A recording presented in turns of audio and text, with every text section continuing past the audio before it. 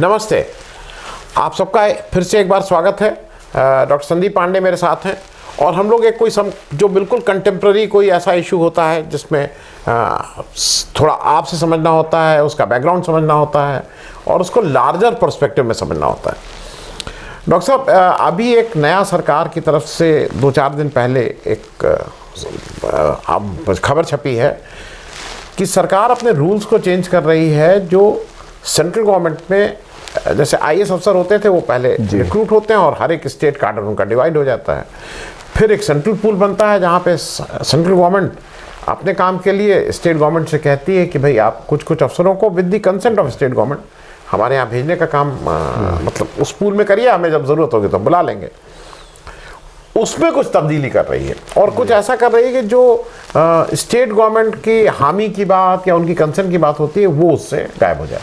वो प्राइमरली ऐसा कर रही है कि जब भी सेंट्रल गवर्नमेंट चाहे वो उनको बुला लेगी। तो क्या मतलब क्या हुआ है और क्या चेंज है इसमें?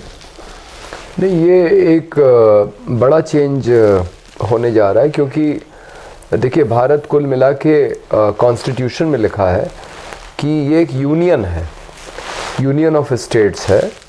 एक इसका फेडरल स्ट्रक्चर है जहाँ ऐसी आशा की जाती है कि केंद्र नहीं बल्कि हम लोग गलती से केंद्र कहते हैं, वो संघीय सरकार, यूनियन गवर्नमेंट, सेंट्रल गवर्नमेंट नहीं कहना चाहिए उसको। तो ये जो संघीय सरकार है और जो राज्य की सरकारें हैं, इनके बीच में एक तालमेल बना रहे और उस हिसाब से देश का काम चलता है।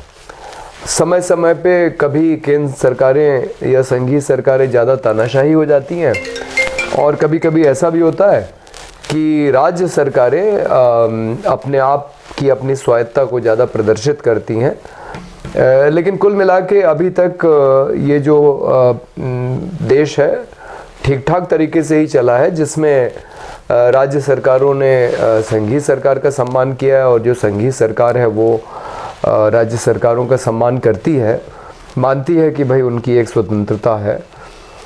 तो अब भारतीय जनता पार्टी की जो सरकार इस समय है दिल्ली में, वो ये चाहती है कि आईएएस अफसरों का जो तबादला है वो पूरा उनके हिसाब से हो। अब अगर वो चाहेंगे किसी भी आईएएस अफसर को बुला लेंगे, उसमें राज्य सरकार की सहमति की ज़रूरत नहीं है जो पहले ज़रूरी थी। यहाँ से भी कई बार हमने देखा है, कुछ तो सरकार खुद बुलाती है, कुछ आईएएस अफसर खुद जाना चाहते हैं, लेकिन उसमें राज्य सरकार की अनुमति के बाद ही ऐसा हो पाता है जो केंद्रीय प्रतिनियुक्ति होती है। तो इसको जो मोदी सरकार बदलने की कोशिश कर रही है, ये कोई पहली घटना नहीं है 7 साल में जिसमें कि मोदी सरकार सत्ता का केंद्रीकरण करना चाहती है। इसके पहले हमने देखा वो जीएसटी लेके आए, जिसमें उन्होंने कहा कि पहले सारा कर हम इकट्ठा करेंगे और हम ही फिर राज्यों को बांटेंगे। उसके बाद कई फैसले हुए, जिसमें एक ये भी हुआ कि कर्नाटक ने अपना एक झंडा बना लिया था। जब सिद्धारमैया साहब वहाँ पे मुख्यमंत्री थे, तो भारतीय जनता पार्टी की सरकार आने के बाद कर्नाटक में उस फैसले को खारिज किया गया और आपने देखा कि किस तरह से धारा 370 और 35 से जम्मू कश्मीर से ख़त्म करके और वहाँ पे केंद्र शासित उसको दर्जा दे दिया गया, जम्मू कश्मीर को 2 हिस्सों में बांट के। और आज तो वहाँ कोई सरकार ही नहीं है, पूरी तरह से केंद्र के एक प्रतिनिधि हैं वहाँ बैठे हुए हैं, वो सरकार चला रहे हैं और एक एक करके वहाँ जो भी लोकतंत्र की संस्थाएं थीं। आखिरी खबर यह है कि कश्मीर प्रेस क्लब को सरकार ने अपने कब्ज़े में ले लिया है। मतलब प्रेस और पत्रकार ऐसी चीज़ है जो ये माना जाता है कम से कम उसकी, अगर आप आम आदमी की अभिव्यक्ति की स्वतंत्रता का सम्मान नहीं करेंगे या करना चाहते हैं, तो कम से कम आप प्रेस की आज़ादी का तो सम्मान आपको करना ही होगा लोकतंत्र में, क्योंकि मीडिया लोकतंत्र का चौथा खंभा माना जाता है। लेकिन कश्मीर के अंदर ये जो छोटी सी जगह थी जहाँ पत्रकार खुलकर बोल सकते थे, लिख सकते थे, उसको भी सरकार ने ख़त्म कर दिया है। तो ये सारी प्रक्रियाएं, और उसी में 26 जनवरी में पश्चिम बंगाल और तमिलनाडु जैसे महत्वपूर्ण राज्यों ये हमें याद रखना चाहिए कि नेताजी सुभाष चंद्र बोस की 125वीं जयंती है और केंद्र सरकार ने बड़े धूमधाम से उनकी मूर्ति लगाने का निर्णय लिया है इंडिया गेट पे। लेकिन मज़ेदार बात यह है कि पश्चिम बंगाल सरकार की झांकी इस बार 26 जनवरी की परेड में नहीं रहेगी। और तमिलनाडु में, जहां हम लोगों को मालूम नहीं है लेकिन गज़ब का काम हो रहा है, और जो द्रविड़ पार्टियां हैं, दोनों पार्टियां, उनके जो सिद्धांत हैं उनके अनुसार वहाँ का जो दलित, पिछड़ा, वंचित तबका है उसके सशक्तिकरण का एक बहुत अच्छा कार्यक्रम वहाँ के मुख्यमंत्री चला रहे हैं। तो तमिलनाडु को भी मौका नहीं दिया जा रहा है। और ये IAS वाले प्रकरण पे तो लगभग हर एक विपक्ष का जो मुख्यमंत्री है, ममता बनर्जी हैं, स्टालिन हैं, पिनाराई विजयन हैं, इन सब लोगों ने विरोध किया है कि ये जो आप नीति ला रहे हैं ये हमारे देश के अंदर एक जो सहकारी, एक जो फेडरल स्ट्रक्चर है जिसमें हम एक दूसरे के सहयोग से इस देश को चलाते हैं, उसको आप ख़त्म करने की तैयारी कर रहे हैं। इसको एक केंद्रीकृत सत्ता का केंद्रीकरण और निर्णय लेने का केंद्रीकरण, इस तरह की व्यवस्था बनाई जा रही है जिसमें राज्य सरकारों की स्वायत्ता को, जो भी उनके पास है, उसको ख़त्म करने की कोशिश है। तो इसका विरोध देश भर में वो सारी पार्टियां कर रही हैं जो भारतीय जनता पार्टी के अलावा कहीं न कहीं किसी राज्य में सत्ता में है। जी, मैं नहीं, क्योंकि इसका एक कहीं जेनेसिस जो है, जो मुझे लगता है, और मैं आपसे समझना चाह रहा हूँ, जब इलेक्शन बंगाल का ख़त्म हो गया था उसके बाद, ये शायद मार्च या अप्रैल के महीने की बात है, मोदी जी जाते हैं वेस्ट बंगाल, एक कोई मीटिंग करते हैं, और उस मीटिंग में ममता बनर्जी जी को भी वो बुलाते हैं। शायद खड़गपुर में वो मीटिंग होती है, अगर मैं गलत नहीं, खड़गपुर या उसके अगल बगल कहीं। और ममता बनर्जी जी अपने चीफ सेक्रेटरी के साथ वहाँ जाती हैं, और चूंकि उनका एक पहले से उनकी कुछ और मीटिंग फिक्स थी, तो वो वहाँ थोड़ा ऐसा कहा जाता है कि वो लेट पहुँची। ममता बनर्जी जी का कहना यह है कि मैं लेट इसलिए पहुँची क्योंकि प्राइम मिनिस्टर जब आते हैं तो एयर कॉरिडोर को बंद कर दिया जाता है उतनी देर के लिए, तो वो एयर कॉरिडोर में मुझे परमिशन नहीं मिली, तो मेरा हेलीकॉप्टर वहाँ वो लैंड नहीं कर पाया टाइम से, तो मैं लेट आई। खैर, ये वहाँ जाती हैं, इनका चीफ सेक्रेटरी इनके साथ रहता है। ये वहाँ प्रधानमंत्री को बताती हैं कि भाई मेरे अपनी जो भी बात कहती हैं वो कहती हैं, फिर कहती हैं मेरी अगली मीटिंग ऐसे है जो प्री शेड्यूल्ड है, और मैं वहाँ जाऊँगी, और अपने चीफ सेक्रेटरी को लेके चली जाती हैं। जो चीफ सेक्रेटरी वेस्ट बंगाल है, वो जब चली जाती हैं, उसके ये शायद 29-30 मार्च या अप्रैल महीने की बात है, जो भी महीना रहा हो, उसके 3-4 दिन बाद वो सेक्रेटरी साहब, या 6 दिन बाद रिटायर हो रहे थे। मोदी जी वापस आते हैं, और जो होम मिनिस्टर हैं वो तो भाई उनको तो बहुत बुरा लगता है कि इसकी हिम्मत किसी की कैसे हुई कि नहीं आए। वो उनको चार्जशीट भेज दी जाती है। वो चार्जशीट चीफ सेक्रेटरी जी को होती है, और उसके साथ चार्जशीट से पहले उनका ट्रांसफ़र कर दिया जाता है, माफ़ कीजिएगा, 5 दिन नौकरी को बचते हैं और उनको ट्रांसफ़र कर दिया जाता है कि आप दिल्ली में आके रिपोर्ट करिए। और उन्होंने एक वेस्ट बंगाल की तरफ से एक रिक्वेस्ट लेटर गया हुआ रहता है सेंट्रल गवर्नमेंट को, उनके 3 महीने का या 6 महीने के या 1 साल का एक्सटेंशन का। तो उनको वहाँ बुलाते हैं। अच्छा, ये वेस्ट बंगाल ने भेजा हुआ था कि हमें इनकी ज़रूरत है, हम क्योंकि कंटिन्यूटी है, कोरोना का कांड वो है, उसकी वजह से वी वांट टू, वैक्सीन का काम चल रहा है, ये सब कारण दिए थे। वो उनको ट्रांसफ़र कर दिया जाता है कि आप यहाँ आइए। यहाँ पे ममता बनर्जी उनको रिलीज़ नहीं करती हैं, और वो कहते हैं 31 तारीख को, डेट ऑफ रिटायरमेंट के दिन, कि मुझे एक्सटेंशन नहीं है, क्योंकि मैं नहीं लूँगा एक्सटेंशन। वो उस दिन वहाँ उनकी विदाई होती है। ममता बनर्जी उनको नेक्स्ट डे एडवाइज़र या कुछ करके रख लेती हैं। अब सेंट्रल जो यूनियन गवर्नमेंट है, सेंट्रल गवर्नमेंट, मैं भी सेंट्रल गवर्नमेंट बोलता था, यूनियन गवर्नमेंट उनको एक चार्जशीट इशू करती है कि आप प्रधानमंत्री की मीटिंग में अटेंड नहीं किए तो आपकी अगेंस्ट कार्रवाई क्यों ना की जाए। इस चार्जशीट के अगेंस्ट वो जो चीफ सेक्रेटरी साहब, जो रिटायर्ड चीफ सेक्रेटरी साहब हैं, वो ट्रिब्यूनल में जाते हैं। देश का एक सेंट्रल ट्रिब्यूनल है, उसकी अलग अलग पीठ हैं, सीट हैं, तो एक कलकत्ता में भी है, वो कलकत्ता में जाते हैं।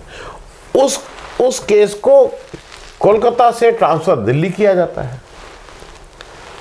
वो इसके अगेंस्ट कोर्ट जाते हैं। कोर्ट कहता है कि इसका कोई मतलब ही नहीं है, क्योंकि अगर एक भाई यहीं का झगड़ा है, मेरा मान ली किसी का मेरा आपका झगड़ा यहाँ हो जाए, हम लोग बैठे हैं लखनऊ में, तो हमसे आपसे कहा जाए नहीं आप चल के केरल में इसकी लड़ाई लड़िए, तो ये इसका कोई ना सिर था ना पैर था, तो उसको हाईकोर्ट को कर देता है। मेरा कहना यह है कि एक नौकरशाह, एक आईएएस अधिकारी जो स्टेट में ट्रांसफर हो जाता है, तो हमारी आपकी जो जनरल समझ है, no he works for that state, he is an employ of उस पर्टिकुलर राज्य का एम्प्लॉय है। तो ये सारी चीजें जो मैं आपको इसलिए बता रहा था कि अगर ये जब हो जाएगा तो उनके लिए मुश्किल होगा, मतलब स्टेट चलाना मुश्किल हो जाएगा कि एम्प्लॉय किसका है। जी। तो इस पे मतलब इसको कैसे मैनेज किया जाएगा? नहीं, ये बिल्कुल आपकी बात सही है, क्योंकि शायद सर्विस रूल भी चेंज करने पड़ेंगे मेरे ख्याल में। जी। तो ये बात बिल्कुल सही है कि अगर वो राज्य सरकार के अधिकारी हैं, राज्य सरकार के अधीन काम कर रहे हैं, तो उनकी प्राथमिकता यही है कि वो पहले अपने मुख्यमंत्री की बात मानेंगे। हम कितने मामलों में देखते हैं कि किसी राज्य में किसी दूसरे की सरकार है और भले ही केंद्र में एक पार्टी की सरकार हो, अगर वहाँ की पुलिस चाहे तो जो केंद्र में सरकार है उसके नेताओं के खिलाफ कार्रवाई कर सकती है पुलिस। ऐसा महाराष्ट्र में हुआ और दूसरी जगहों पे भी हुआ है। तो कुल मिला के ये बात लोकतंत्र के लिए ठीक नहीं है। जो बड़ी बात है, हमारा देश एक लोकतांत्रिक देश है, एक गणराज्य है, और यहाँ पे जो यूनियन है स्टेट्स का, उसमें हमारे राज्यों को कुछ हद तक एक स्वायत्ता है, वो अपने निर्णय खुद ले सकते हैं और समय समय पे लेते भी रहे हैं। मैंने पहले जिक्र किया था किस तरह जब अटल बिहारी वाजपेयी पटना जाते थे तो राबड़ी देवी उनको लेने नहीं जाती थी प्रोटोकॉल के तहत, जो ज़रूरी था, और वो कहती थी भाई मैं भी जनप्रतिनिधि हूँ, वो भी जनप्रतिनिधि है, बस उनका जो क्षेत्र है वो थोड़ा बड़ा है मुझसे, यही तो फ़र्क है। तो इस हिसाब से तो कोई भी जनप्रतिनिधि हो, यहाँ तक कि ग्राम पंचायत का प्रधान भी हो, उसकी हैसियत भी मुख्यमंत्री प्रधानमंत्री के बराबर ही है। और अपने संविधान में पंचायती राज को लेके जो संशोधन हुए हैं उसके बाद तो अब हर एक ग्राम सभा को ये अधिकार है कि वो अपने फैसले खुद ले सके। और जिस तरह से देश को चलाने की कोशिश की जा रही है उसमें हर एक किसी ऊंचे पद पे बैठा हुआ व्यक्ति, उसको लगता है कि ये व्यवस्था में जो हमसे नीचे वाले पद हैं उस पे जो लोग बैठे हैं वो हमारे अधीन हैं। लेकिन ये बात सही नहीं है। ये बात नौकरशाही में ज़रूर सही हो सकती है, लेकिन जो हमारा राजनीतिक ढांचा है, जिसको लोहिया ने चौखंबा राज के रूप में उसको परिभाषित किया था, तो उन्होंने 4 खंबे कहे थे। अब 4 खंबे जो है वो बराबर ही होंगे। ऐसा नहीं होगा कि एक खंबा ऊंचा होगा, दूसरा उससे छोटा होगा, तीसरा उससे भी छोटा होगा, चौथा सबसे छोटा होगा, तो उस पर जो छत टिकेगी वो छत टिकेगी नहीं, मतलब बन ही नहीं पाएगी। तो ये जो और गांधी की जो ग्राम स्वराज की कल्पना है, उसमें भी गांधी ने हर एक गांव को एक स्वायत्त इकाई के रूप में, एक राजनीतिक, आर्थिक, सामाजिक इकाई के रूप में उसकी कल्पना की है। तो उसी तरीके से जो राज्यों की स्वायत्ता है वो बरकरार रहनी चाहिए। केंद्र सरकार की जो भी कोशिशें हैं, ये असल में दिक्कत ये जो इस समय लोग सरकार में बैठे हैं उनके साथ है।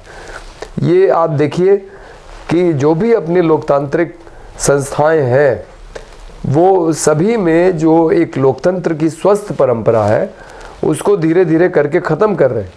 यहाँ तक कि अब तो हम लोग देखते हैं कि संसद में भी महत्वपूर्ण मामलों पे बहस नहीं होती है और सिर्फ संख्या बल के आधार पे बिल पारित हो जाते हैं, कानून बन जाते हैं। तो ये जिस दिशा में हमारे देश को ले जाया जा रहा है, जिसमें लोकतंत्र को धीरे धीरे ख़त्म करके और एक केंद्रीकृत व्यवस्था बनाने की कोशिश की जा रही है, ये हिंदू राष्ट्र के लिए सही हो सकता है और शायद इसीलिए ये सब किया जा रहा होगा, लेकिन एक आधुनिक लोकतंत्र के लिए ठीक नहीं है और इसका विरोध होना चाहिए। और विपक्ष के सारे मुख्यमंत्री इसका विरोध कर रहे हैं। मुझे तो लगता है कि अगर केंद्र सरकार इसी तरह की नीति पे चलेगी, नरेंद्र मोदी की सरकार, और केंद्रीकृत करने की कोशिश करेगी चीज़ों को, तो जिस तरह से नागालैंड के लोगों ने एक स्वायत्त भूमिका ली हुई है और वो कह रहे हैं कि हमें अलग अलग झंडा, अलग संविधान चाहिए, तो धीरे धीरे राज्यों को लगने लगेगा कि हमें भी और स्वायत्तता की मांग करनी चाहिए, और उसमें कोई बुराई भी नहीं है भाई। क्या ज़रूरी है कि 26 जनवरी की परेड दिल्ली में ही हो और सारे राज्यों की झांकियां वहां जाएं।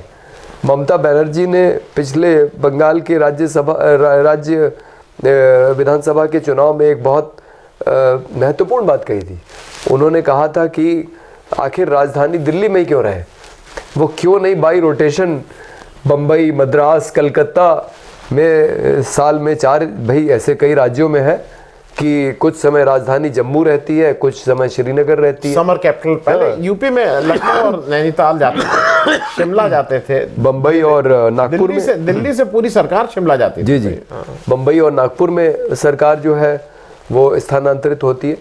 तो ये बहुत अच्छा सुझाव है, और आजकल के डिजिटल ज़माने में तो कोई दिक्कत ही नहीं होनी चाहिए भाई। आप सारी फाइलें कंप्यूटर पे रखिए और अपनी आप पेन ड्राइव लेके चले जाइए दूसरी जगह।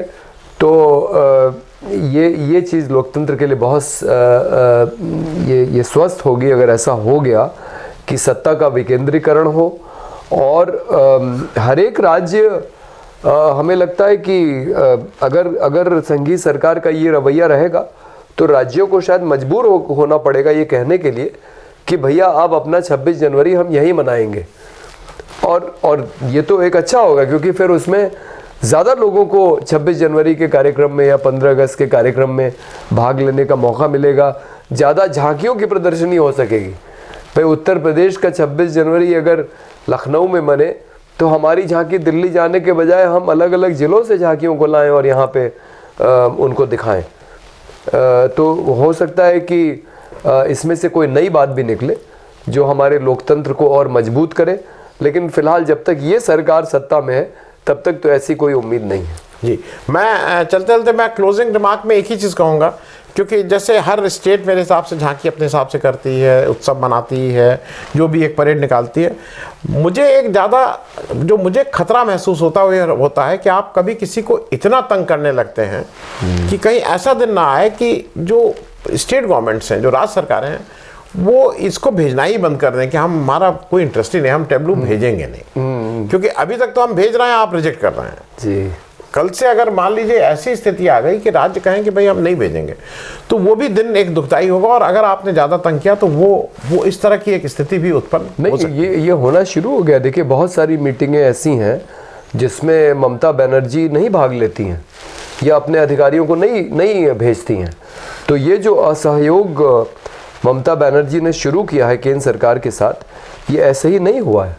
उनको इतना ज़्यादा परेशान किया गया है कि उनको अपनी स्वायत्ता को स्थापित करने के लिए इस तरह के निर्णय लेने पड़ेंगे। और धीरे धीरे ये निश्चित है कि ये बात जो है, अगर ये संघीय सरकार का ऐसा रवैया कायम रहा तो और राज्यों को भी मजबूर होना पड़ेगा इस तरह के कदम उठाने के लिए। जी, बहुत बहुत धन्यवाद डॉक्टर साहब इस वार्ता में भाग लेने के लिए। अगले हफ्ते नए विषय के साथ फिर उपस्थित हूँ। धन्यवाद, नमस्कार।